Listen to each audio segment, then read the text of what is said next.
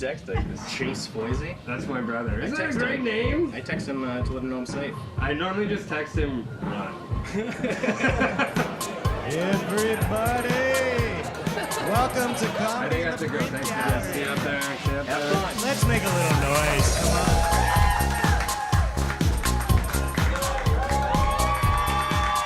Guys, welcome to Comedy in the Print Gallery. Thank you for coming. Thank you for coming. I was talking with my roommate, who is a lady, and I was talking about going to a bar on Bloor, and she's like, what's the quickest way to get there? Like, how do you get there? And I was like, oh, I cut through the park. I cut through Dufferin Grove Park. And then she was like, I'm not going to do that. And I was like, oh, yeah, right. Shortcuts only exist for men. Shortcuts are a guy thing. That's why we get lost all the time. It's not because we're better at directions. It's just like shortcuts are just things that we can do and have fun and get lost, where shortcuts for women are like a horrifying jaunt into the recesses of your imagination and humankind's, right? I like that there's a good ratio of men to women in the room. Not because I'm like a creep or anything, but only because it's like I've from doing a lot of like bad open mic sets in my life, like a lot of open mic comedy, I know how like truly horrifying small rooms of only men are.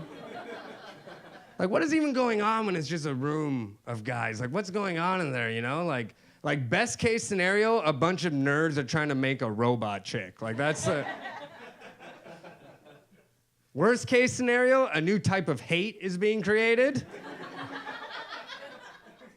Middle case scenario, knuckle push-up competition. And I don't want any part of that. I feel like I'm gonna break everything in this fucking place. I'm not good. Like, I feel like I'm gonna turn around and smash some antique shit. I'm from Scarborough, man. I'm stealing something, you know what I mean? That's when I'm looking around. Any silverware around, I'm fucking taking it. Christmas is coming up, I'm fucking stealing. Fucking these are coming down with me. I'm on cloud 9, just fucking walking around with these lamps. I don't know what the fuck they are. Are they clouds? What the fuck? I don't know what anything is in here. I don't even know what the fuck I am. Are you guys is anyone here mixed?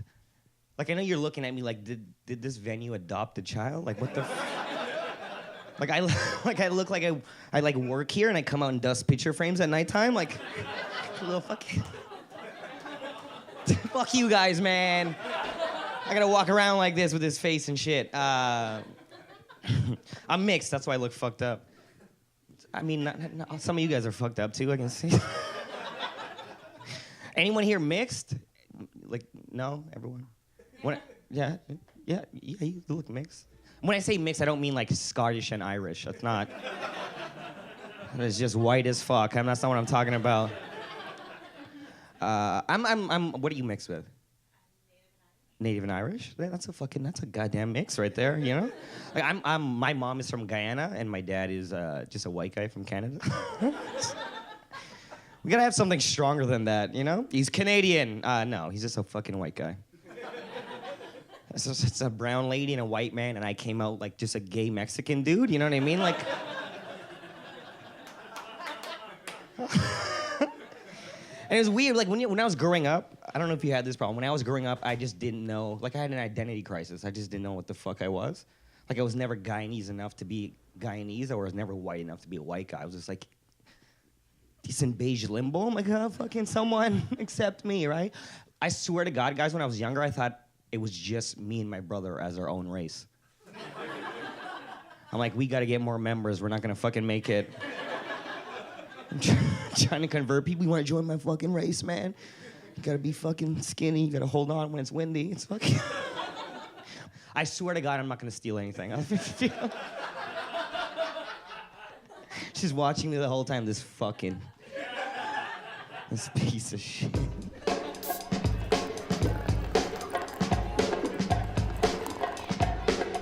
Let's get some deep connections going. Why not? Tell you a bit about me. I'll start. You're next. You come up here, do 15. You come up here, do 15. You can do a tight 20. I like the way you look. I guarantee it. Why not? Why not? That's my new catchphrase now. Why not? My girlfriend and I, we've been dating for 2 years now, and we just decided we should spice up our sex life, so we broke up. Panned out. Now I'm on that sweet Tinder Nick was talking about. Anybody here on Tinder? Anybody here on Bumble? Anybody on Hunk? Anybody on Vroom? Anybody on Anybody? No? Nobody's on it? Oh boy, bunch of 20-somethings. I think you're all bullshitting me right now. Somebody here's on Tinder. Did you guys meet on the sweet tea, Daddy-O? No? Do you ever hear anybody call it a sweet tea, Daddy-O? Why not? You can use my Tinder bio, not using it anymore. If you want to, feel free to use my Tinder bio. Here's my Tinder bio. Are you here, Julie? I will find you, Julie. Not a lot of likes for me on that sweet tea daddy-o, huh? Moved to Toronto. I moved back home to Toronto like a year ago. I started swiping on Tinder so much, too much. I got a message from Tinder that said, hey, listen, man, there's no one new around you. I got to the end of Tinder, guys. I beat Tinder. That's what I did. Finished it, beat it. This is what you find out when you beat Tinder. The final boss, it's yourself, guys. Oh, yeah, you gotta beat that final boss. Funny thing about that boss, you're gonna be beating that boss for the rest of your life, right? It's a jerk-off joke. Stand up for it. Take out your dicks. Why not? We're gonna take out your dick. Stand up, take out your whole dick. Full dick. Ladies, I don't want to leave out the ladies. Ladies, take out your whole dicks. Is anybody doing it? Nobody. If you're doing it, just raise your hand. I'll be the only one who can see it. Oh, her full dick's out. I don't know what I want when I yell, take out your dicks. I do it from time to time. Who wouldn't? It's fun. Why not? Why not? I was yelling it in Calgary. Sweet little comedy show. 4 drunk cowboys. That was the whole audience. I'm yelling out, take out your ding-dongs. One guy, the oldest cowboy, he stands up, slowly starts unbuttoning his pants, pulls down his pants, touches his boxer elastic, and he's like, here we go. And I'm like, hey, how do you see this ending right now? And he looks me right in the eyes, fully standing, and he just says, well, sir, I was hoping for a helicopter. So if you guys want to take flight, is your dick out, sir? He gave me a sharp no, but then he thought about it. Maybe, why not? Welcome back to the comedy show. I like that you raised your hand for a sweet high five. Let's connect. Boom! What an amazing night we're having. How cool is this? We're in a print gallery right now. I know. I am excited to be here. I like this. I feel like this is some next level hipster stuff, though, which I'm not totally on board with. I mean, I have tattoos. Let me tell you this. I got these tattoos. I'm pretty excited about them. On this side is some script from a letter that my grandmother wrote to me, so that's really nice. And then I asked my alive grandma if she wanted me to get anything for her. That is not how I call her, by the way. I do just call her grandma. I'm not like, hey, alive grandma. That's a lot of pressure to put on somebody. I asked her if she wanted me to get anything for her, and she said, I don't approve. So I got, I don't approve. Thank you, everybody. Yes, but you can verify that it's in her handwriting, right? Yeah, so she secretly approves of not approving. How great is that?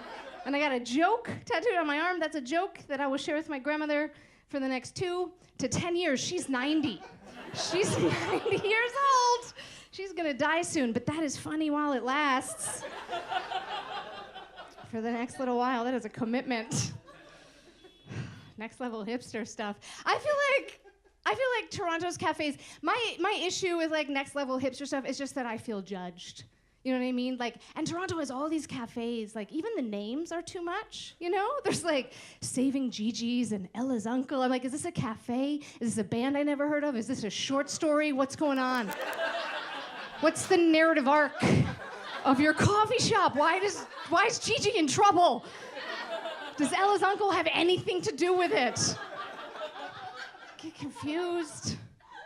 And I feel judged. The thing is, I just feel like everybody working there is too cool, right? And I feel judged. And it's not like I'm not a person, you know what I mean? I have a haircut and glasses. It's not like I'm not a person. But I walk in and I just get this vibe. I could be wrong, but I get this vibe. I feel like people are there like, ugh, nice glasses. I wear a monocle and a permanent wink, all right? That's what I'm doing. Like, they're onto some completely next level hipster. Like, you can't keep up. You could be in a band, and they'd be like, oh, you're in a band? The drummer in our band is an actual wolf, all right? We taught a wolf how to drum. We call it drum wolf. It's pretty amazing. Like, nothing, I just feel like nothing you do is good enough, you know? But they're just like, oh, you're still listening to vinyl. I only listen to music whispered directly into my beard. Pretty indie. The acoustics are amazing. It's too much. The cafes are too cool, guys. The songs are unShazamable. That is happening now. They're too cool. I was in a cafe the other day. I was like, I wonder what this is. Shazam's like, nope. Like, it's too new. Like, The Cook just made a song. They're piping it through the speakers immediately. It's just pots and spoons. Listen, so I had my best friend, right? And like, he started selling like weed when we were younger. And he got like fucking really good at selling weed. Like, he got really fucking good at selling weed. And I'm like, holy shit. He started buying things. I'm like, what I'm chasing my dreams like an idiot. Maybe I fucked up. And I was told him like, man, it's bigger than this. Don't get trapped here, bro. And like, I was always like, there's whales. I don't know why, but like, that was my thing to tell him, like, yo, there's whales, man. It's fucking crazy, bro. Right? He wouldn't care because he was making his fucking weed money, and then he fucking got good at that, and then he fucking graduated to cocaine. And he got really fucking good at selling cocaine. I'm like, holy fuck. And then he bought a BMW. I'm like, fuck comedy. You know what I mean? I'm like, what the fuck am I doing? Living right like a fuck, you know? And then he got arrested. And I lost everything. Went to jail. Went to visit him in jail. He's like, yo, bro, when I get out of here, man, I'm gonna go fucking like you, man. I'm gonna go up there and see the whales, bro. I'm like, oh, right? I know. I was like, yeah, man, let's. Hang in there. This story's gonna fucking rock your goddamn.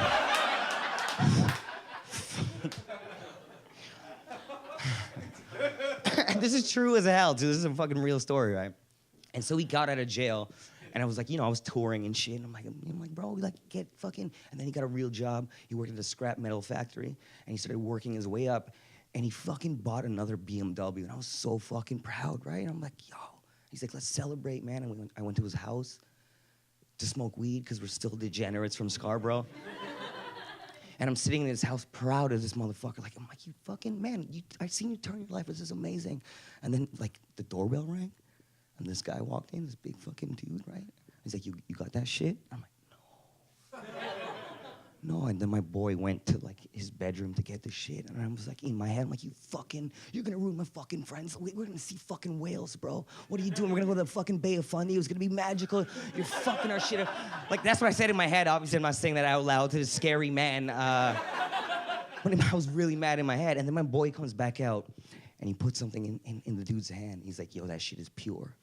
I'm like, no, man, no. And then the dude opens his hand, and it was a piece of pure copper. He was stealing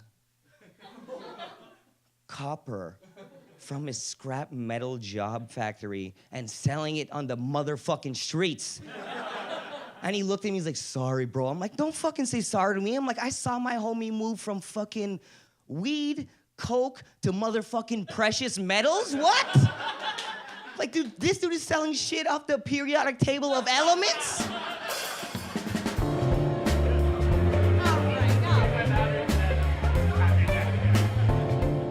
Trying to be a good person. Trying to do it. I think, you know, Jordan was saying that the world's becoming a worse place. I think the world's becoming a better place. People are becoming better. There's these outrageous things, but as a group, we're all trying harder. Like, I was at a Leafs game. Oh, one person in the back applauding. Thank you. That should catch on everybody. Applause break, 20 minutes. Let's go.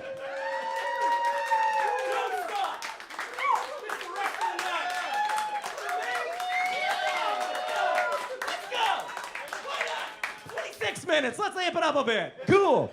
Nobody does it that second time. Got it. Was at a Leafs game. Never been to a Leafs game before. It was exciting. I'm back in Toronto. Why wouldn't I? Why not? I went to the Leafs game, and it was crazy. Like, the Leafs were up 1-0. Not a hockey fan, but in the moment, I got into it. Like, people were excited. People were high-fiving. People were, like, just cheering the goalies. Women felt safe. It was a great environment, and I liked it. Went to get a beer, came back. Leafs were down 5-1.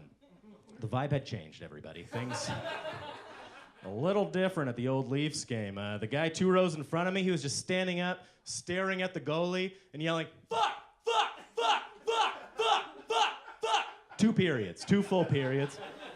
But then in front of me, I saw something beautiful. I saw 2 luxurious bros. You know the type, like the 2 guys who look like they just kind of like just lied about opening a chain of not-for-profits. That sort of man. They're looking at each other, and I overhear one bro turn to the other and say, bro, down 5-1. This game is fucking retarded, bro. And the other bro says, huh? Watch the R word, bro.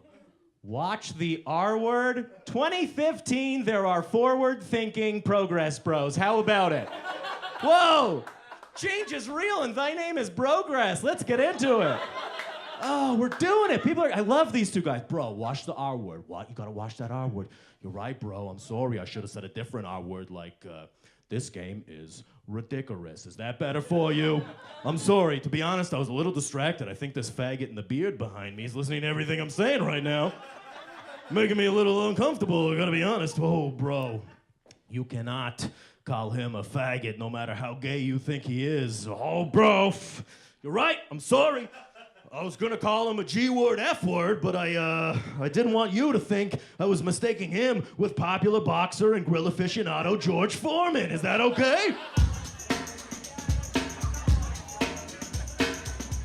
The other thing that I'm generally thinking about, and I don't expect this to be relatable, this is just me, but like 80% of the time, I'm thinking about what stage am I about to perform on, what will I eat after that? That's just pretty much how it goes for me, because this is my life. What stage, what will I eat, you know? So a normal day for me might be like, okay, comedy bar, pizza, absolute comedy, Indian food, elephant in the attic, pussy. Yeah! Oh, no. Oh, my God. Don't. Oh, no. I do not feel good about that. Yelling pussy isn't a punchline. That's not fair. Some of you guys clapped. I'm disappointed in you. Disappointed in myself. I think we can all do better moving forward. Let's do better. That was an incredibly rude joke. Very, very rude. I mean, even if it is true, it's still. I didn't know how to get out of that joke, and when I was back there, I just thought, just point a wink at somebody that seems nice. I was gonna go there, but I don't know. You do seem nice. I'm just not sure you like me, and that's the only reason I'm here. Give me a hug after the show.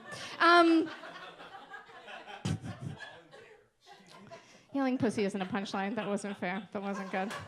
I had a friend say to me, she said this, she goes, have you ever heard this? She goes, I believe in women's rights, but I'm not a feminazi. Not a feminazi. I know. I was like, oh my God, feminazi?